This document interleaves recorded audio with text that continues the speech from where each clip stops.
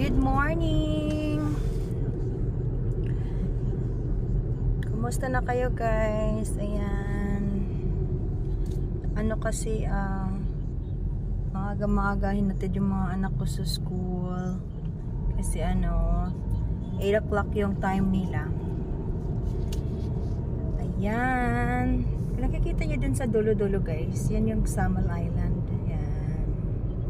Super duper mainit na kahit 8 AM pa in the morning, sobrang init na. Ayan. Pauwi na ako guys. Drop ko lang yung kids ko sa school. Then back to back to farm. That's my life every day.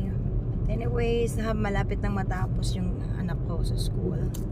So pretty soon hihinto na rin ang pagiging mother. Mother